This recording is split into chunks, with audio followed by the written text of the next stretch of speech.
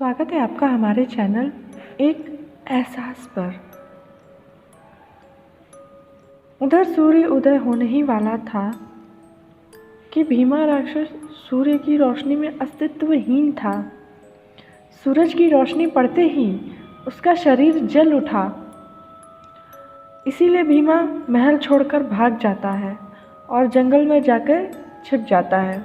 उधर महल में अफरा तफरी मची थी।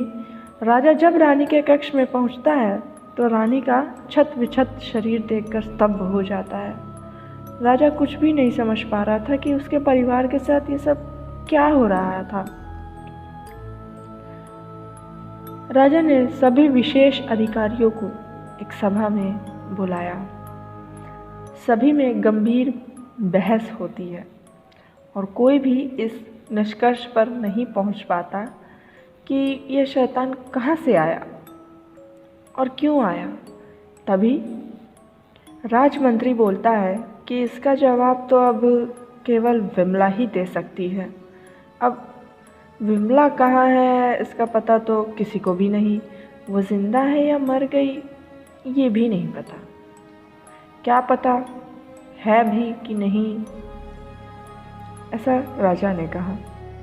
तब राजमंत्री बोलते हैं कि राजा राज ऋषि जी को बुलाया जाए, वही बता सकते हैं कि विमला कहाँ होगी। राज ऋषि जी दरबार में पहुंचते हैं। उनके साथ में एक बहुत ही हट्टा कट्टा नौजवान भी था।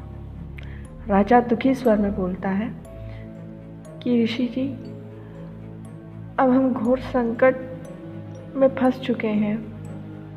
वो मायावी बच्चा पूरे राजनगर पर कहर बरसा रहा है। कहर बन चुका है अब वो हमारे लिए। राज ऋषि जी मन में ही सोचने लगे कि राजा को अब तक इस बात का पता नहीं है कि वो इस शैतान को उसका बच्चा समझ रहे हैं। वो असलियत में विमला का बेटा भीमा है। राज ऋषि जी उस समय नगर में नहीं थे जिस समय भीमा ने नगर पर हमला किया था। दरअसल वो उस समय अपने गुरु ऋषि ज्ञानेश्वर जी के पास गए हुए थे, क्योंकि उनके गुरु जी बड़े ही पहुँचे हुए साधु संत थे। राज ऋषि जी को विमला का पता मालूम करना था, साथ ही में राजा के बेटे का भी। राज ऋषि जी बोलते हैं कि महाराज, इसी संदर्भ हेतु मैं अपने गुरु जी के पास गया हुआ था ताकि विमला और आपके बेटे का पता लगा सकें। उस समय मेरे गुरु जी अपनी ध्यान साधना में लगे हुए थे, इस कारण मुझे थोड़े समय वहाँ रुकना पड़ा। पर एक दिन वह मेरे सपने में आए और बोले कि मैं जानता हूँ कि तुम किस लिए यहाँ आए हो। चिंता मत करो, तुम मेरे शिष्य मृत्युंजय के साथ जाओ। वो बहुत ही शक्तिशाली है और बुद्धिमान है। तुम उसे सारी बात बता दो। बस महाराज, यही कारण है कि मुझे यहाँ से अपने गुरु के पास जाना पड़ा। उधर रात होने में बस कुछ ही पहर बाकी रह गए थे। सभी इस बात से परेशान हो गए क्योंकि रात होने ही वाली थी और रात में फिर वही मौत का खेल शुरू होगा। मृत्युंजय वहाँ पर बिल्कुल शांत खड़ा था।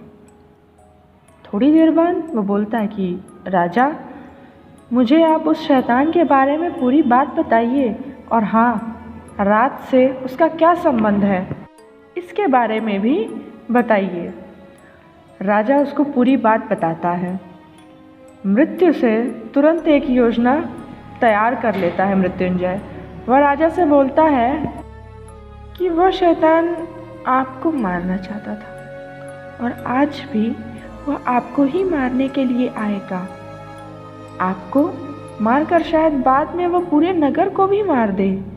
हमें सबसे पहले नगर को खाली करवाना होगा महाराज, और सबको एक सुरक्षित जगह पर भेजना होगा।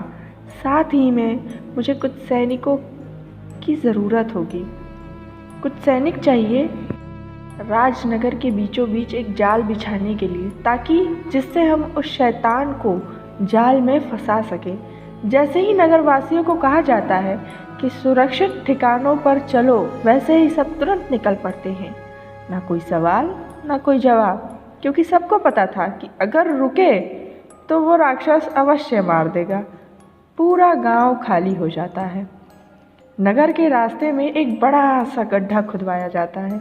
गड्ढे के अंदर बहुत सारे नुकीले भाले लगते हैं और गड्ढे के बीचों बीच एक छतरी नुमा पट्टा बनाया जाता है जिस पर कोई खड़ा हो सके, और उस पट्टे तक पहुंचने के लिए एक सेतु पुल तैयार किया जाता है। पूरे गड्ढे में ज्वलनशील तेल भर दिया जाता है। योजना यह थी कि राजा उस पट्टे पर खड़ा होगा और जैसे ही वो राक्षस वहाँ आएगा, वो कच्ची लकड़ियों पर पैर रखने से सीधा नीचे गिरेगा और भालों के द्वारा घायल हो जाएगा। और राजा के तुरंत वहाँ से निकल जाने के बाद उस पूरी जगह पर आग लगा देंगे और वो शैतान वहीं जलकर मर जाएगा। वाह, क्या बात है, ऐसा राजा ने कहा। योजना बहुत अच्छी है, पर राजा घबराते हुए कहता है, यदि योजना में कोई चूक हुई तो? मृत्युंजय बोलता है, इसके लिए कोई उपाय नहीं है महाराज। इसके अलावा हमारे पास और कोई रास्ता ही नहीं है। पर शैतान को वहाँ तक लाएगा कौन? किस में इतना साहस है? राजा ने फिर से कहा। ये काम भी मृत्युंजय अपने ऊपर लेता है। तभी राज दरबार में सैनिक एक औरत को अंदर लेकर आते हैं। ये औरत और कोई नहीं बल्कि विमला होती है। असल में विमला खुद चलकर राजा के पास आई है। राजा उससे पूछता है कि क्या लेने आई है, यहाँ तेरा इतना साहस? क्या तुझे मौत से डर नहीं लगता? विमला कहती है कि महाराज, मुझे इसकी कोई चिंता नहीं है, मुझे क्षमा कर दीजिए, मुझे मेरे बेटे भीमा के आगे कुछ नहीं दिख रहा था। राजा बोलता है कि तूने मेरे बेटे के साथ ये क्या किया? उसे राक्षस बना दिया, तुझे इसकी सज़ा मिलेगी। तुझे अभी फांसी की सज़ा देंगे। मृत्युंजय समझ जाता है कि विमला कुछ जानती है और वो राजा को बताना चाहती है।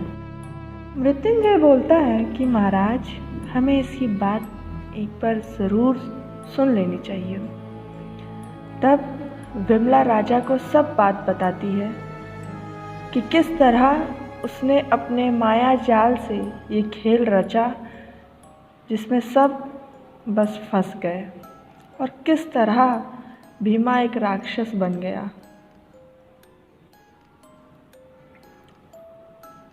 अब आप सबको लग रहा होगा, एक सवाल मन में आ रहा होगा शायद, कि विमला में इतना परिवर्तन कैसे आ गया?